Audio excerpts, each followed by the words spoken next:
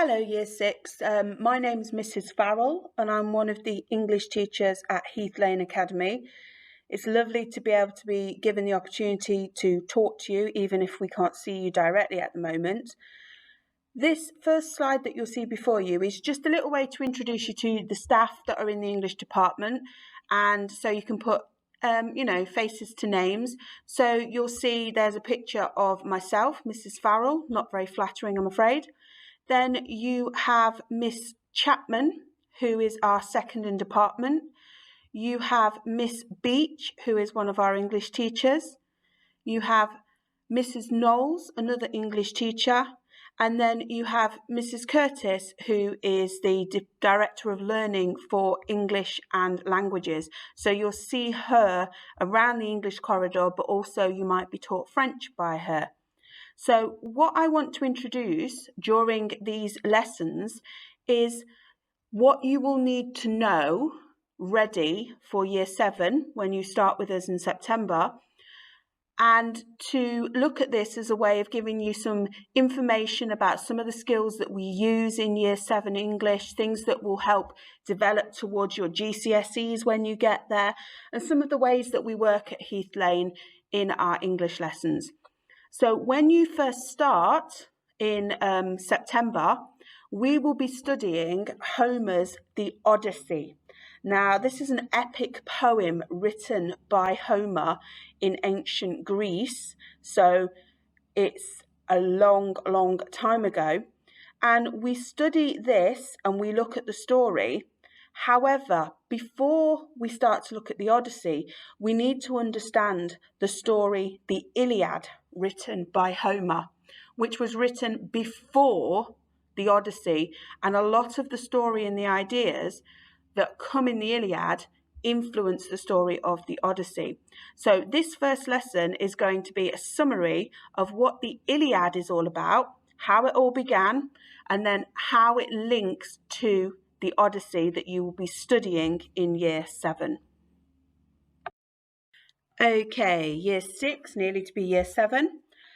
This first slide is probably showing you some of the questions that you yourself, as soon as I said the name Homer or Iliad, you might know something about ancient Greece and some of the Greek mythology, which obviously comes into this story. However, what you may not be sure of is about what the Iliad is all about and who Homer actually was. So the three questions that you can see on the screen are probably going through your heads anyway. So let's have a quick look at them. So who is Homer? And obviously your teacher or yourself, if you're doing this from home, you can pause this recording and you can have a think. You can discuss it before the answer comes up if you want to. So who is Homer? Well, Homer was a poet who was born, we believe, sometime between the 12th and 8th century before the Common Era. So we're not even talking in any of the time after Christ's birth, according to the idea of when we gauge different eras of time. So between the 12th and 8th centuries, we're not 100% sure, possibly somewhere on the coast of Asia Minor. He is famous for his epic poems, and epic poems means a long poem that is descriptive and narrative, so tells an epic tale, adventure, includes a main heroic character who goes on a journey facing lots and lots of problems on their way, and we follow that journey. The Iliad and the Odyssey both have main characters. The Iliad is focusing on a character called Achilles, who you might have heard of, and the Odyssey focuses on the character Odysseus. And these poems have had a huge impact on our culture, the Western culture. Lots of references that we have nowadays come from a lot of ancient texts, including Homer's Iliad and the Odyssey. So what exactly is the Iliad? So again, if you want to pause my recording or stop and have a chat with your teacher or think about it at home, do so, and then press the mouse, or your teacher press the mouse to move on to the answer. So the Iliad then It's an epic poem, as I've just said, and it covers the quarrels and the fighting at the end of the Trojan War. Now, some of you might have heard of the Trojan War, the big wooden horse that is taken into Troy and has loads of soldiers inside. They trick the Trojans, and the Greeks come bursting out of this wooden horse, attack, take over the city, and win the Trojan War. This story is the story that starts when we are already 9 years into the war, because this war lasted 10 years. And this war starts because Paris, who is the son of Priam of Troy, he kidnapped Helen from Menelaus, who is the Greek king and the Spartan king and the brother of Agamemnon. And they then have a fight because Paris has taken Helen from Menelaus, and that is how it all starts, okay? But we'll look at more about exactly what happens in a moment. So how does this link to the Odyssey? How does the Iliad link to the Odyssey? Well, obviously the Iliad looks at the final year of the Trojan War, and the warrior, the soldier, Odysseus, which the Odyssey talks about, he became a hero during the Trojan War. And although it's not detailed in the Iliad or the Odyssey, it's detailed in between, he was actually the person who came up with the idea of the wooden horse, the gift that they all hide inside to trick the Spartans. That the Spartans used to trick the Trojans and take over, and leads to the fall of Troy. So the Odyssey then tells the story that after the 10-year battle, the Odyssey describes Odysseus's long journey home back to where he came from in Ithaca.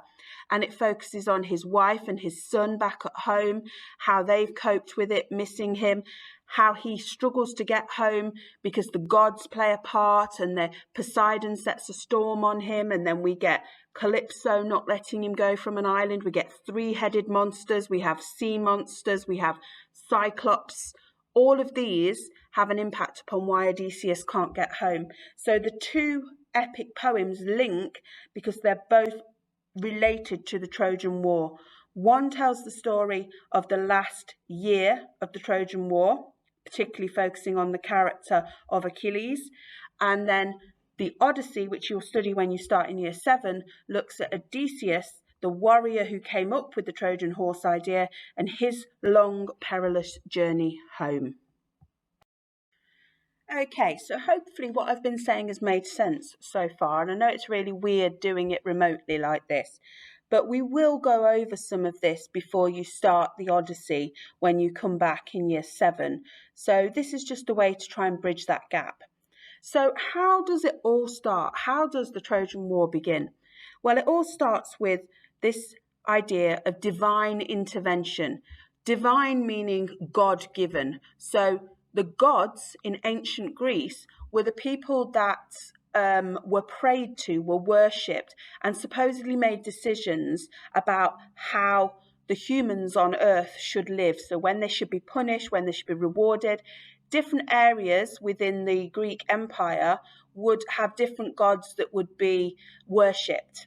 So it starts with Zeus, who is in charge, okay? And he's holding a wedding celebration for Peleus and Thetis. I think that's how you say it. And everybody's invited. However, one goddess, Eris, is not invited. And she's not invited because she's the goddess of discord. So discord means like disruption and upset. And if you're in discord, you're not harmonious, you're not going to help a party, you're going to cause problems. But because she's not invited, she gets really annoyed.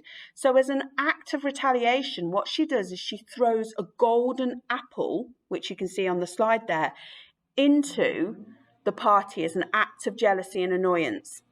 And attached to this apple is a note.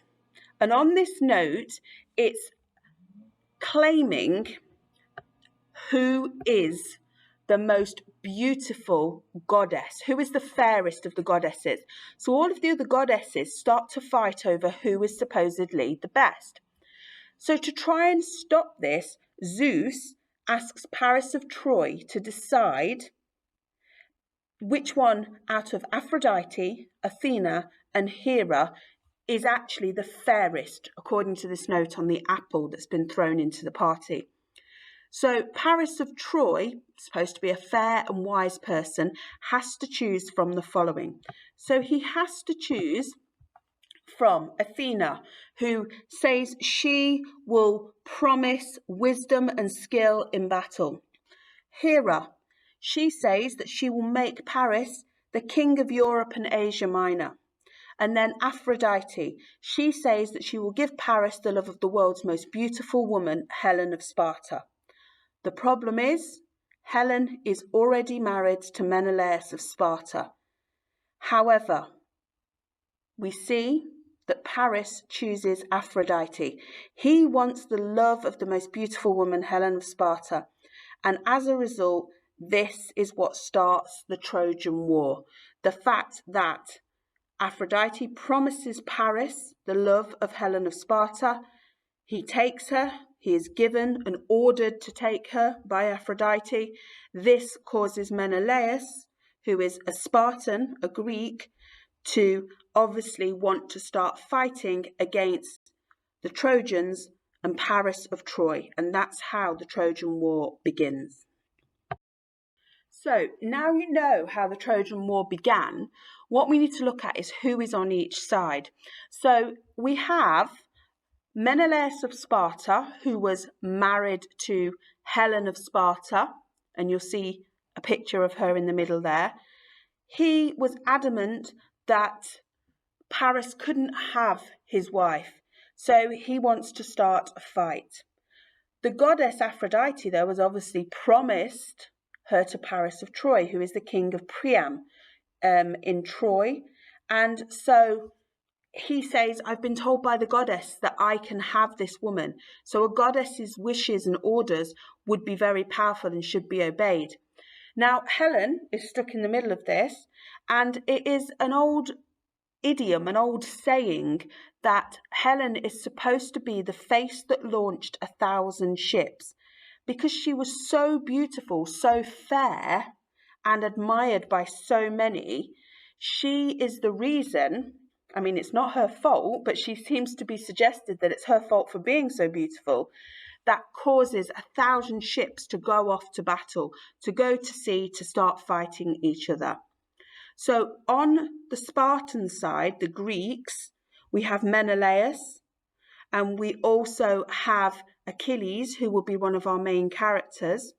We also have Patroclus, who is Achilles' main friend and companion.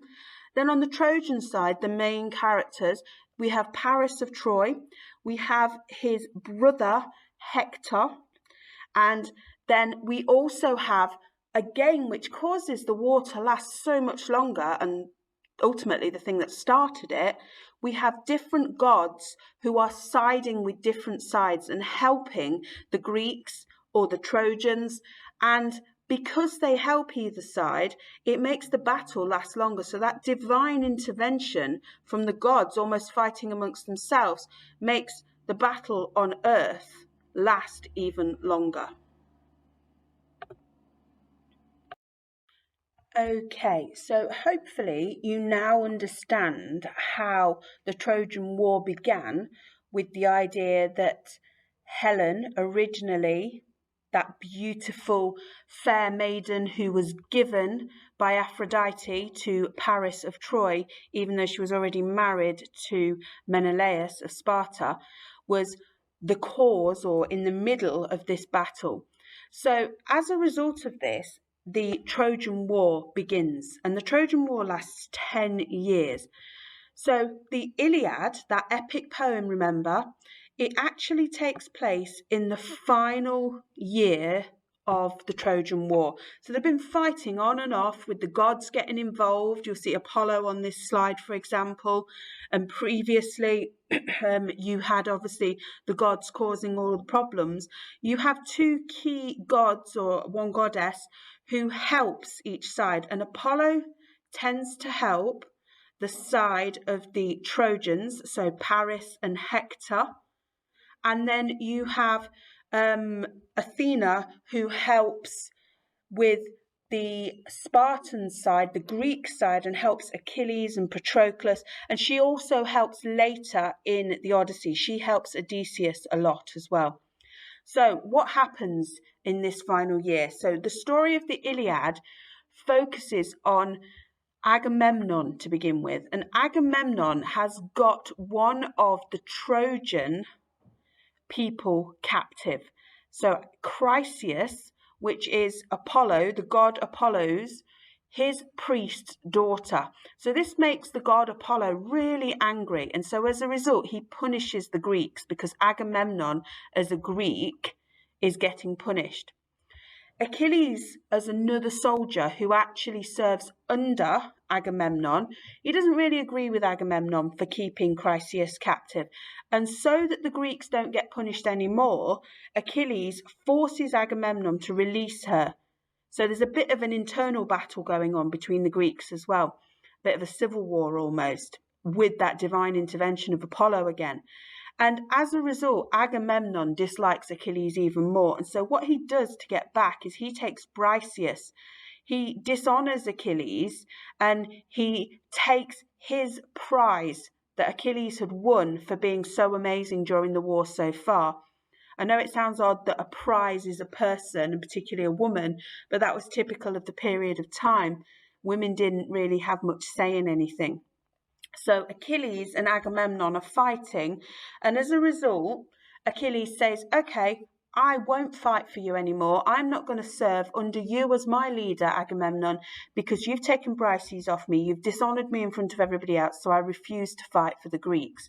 So Achilles, the most amazing Greek warrior, will not fight the Trojans because his leader, Agamemnon, has dishonored him.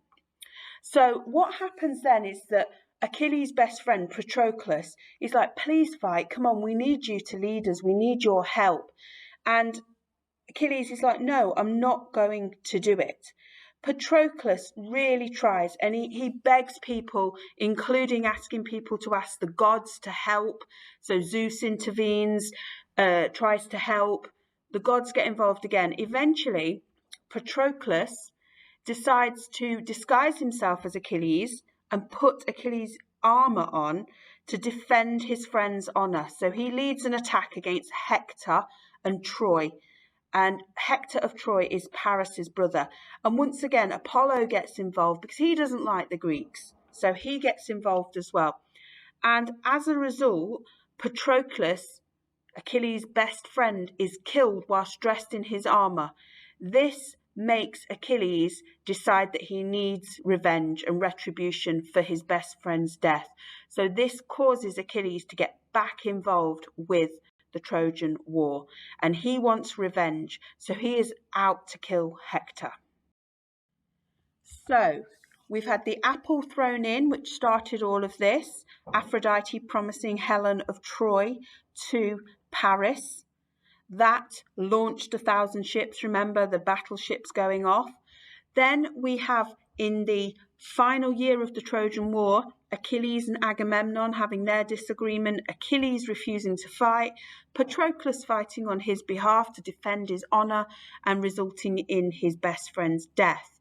Achilles now gets a new armor made by one of the gods, and he gets annoyed. So you'll see in the little speech bubble, you killed my best mate, prepare to die, Hector.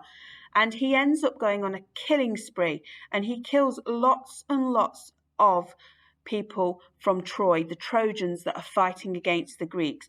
And he goes on this really vicious, violent attack.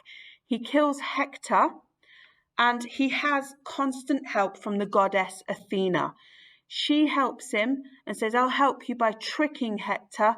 I don't like Paris and Troy because they chose Aphrodite. They didn't choose her at the beginning. So she's kind of using it as a little way to get back at Aphrodite and against Paris of Troy for not being chosen when the apple was thrown into the party. So right now, Achilles is on a killing rampage. Once Hector is killed, a very famous, strong and well-respected warrior in Troy, his brother, Paris of Troy, remember, who has been given Helen, that started all of this, He now attacks back with many men and tries to attack Achilles. And Apollo, who always helped the Spartans, who always helped the Trojans, he now says to Paris of Troy, I know that Achilles has a weak spot. I know how you can kill him. And you may have heard the Greek myth of Achilles' heel, and the idea that Achilles' heel means like your weakness, your weak spot. And this comes from the fact that Achilles' mother, actually, when he was a baby, supposedly, according to Greek myth, held Achilles by his ankle and dipped him in the river, the Hippocrene River, which is supposed to have amazing healing powers and special protection powers. So because she was holding him by the heel, that bit didn't get covered in water, so it didn't get protected. So therefore, Apollo says to Paris, shoot Achilles in the heel, and that will kill him. That will be his weak spot. You can't get him any other way. So by the end of the epic poem, the Iliad, the Trojan War is coming towards an end, and it doesn't actually describe the Trojan horse, the big gift that you might have heard of coming in, and the disguise. It ends actually with a bit of a truce, and they allow for Hector's body to be buried properly and honoured, and Achilles' cycle of anger to come to an end.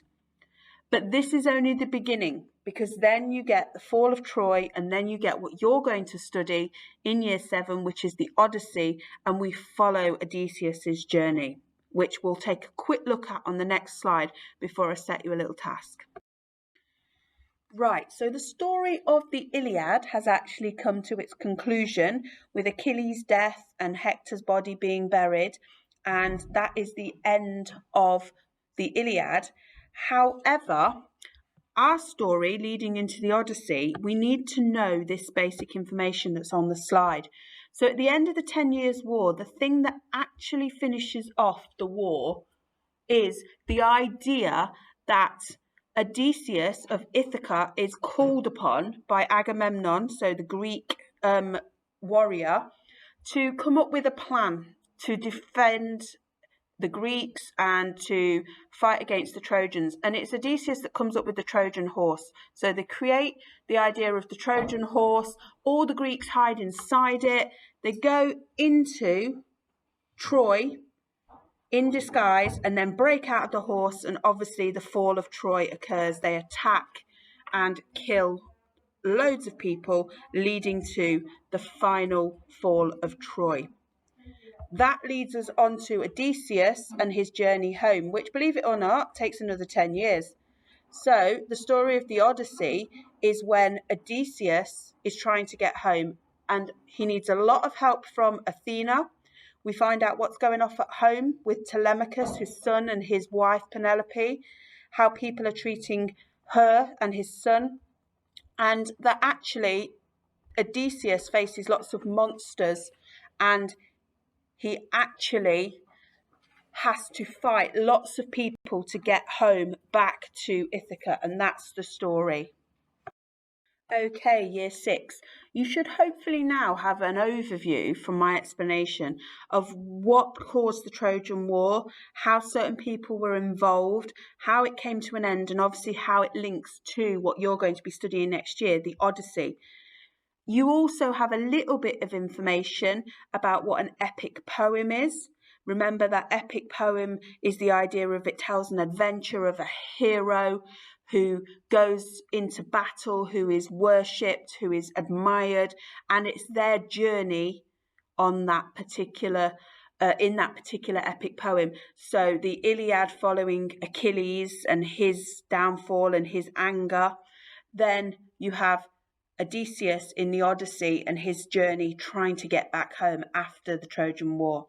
So what there is here is, if your teacher or parent or yourself at home, wherever you're doing this, clicks this link below, this will take you to a very short summary of the Iliad, just to focus on that part of it, just to consolidate it. And then on the next slide, you will see that there are some questions, which is a knowledge quiz.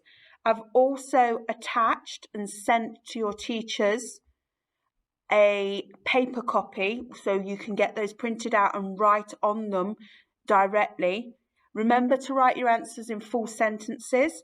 Some of the comprehension questions might require a little bit more explanation or a bit of evidence. And then there's a little extension task as well, where it's asking you to make predictions of what do you think is going to happen in the Odyssey to Odysseus. And there's a few clues on the previous slide and on the handout that you've got of the story as well. So you should have a handout of the story plus the questions that you can write straight on, plus all of this information that we've just spoken about to have a go at answering those questions. And all of that information is going to be really, really useful to help you understand the Odyssey when we come to teach it in year 7. Good luck with it, and I look forward to seeing your work and teaching some of you next year. There will be 2 more lessons that follow this one, looking at key skills and some creative writing that you'll need when you come to Heath Lane.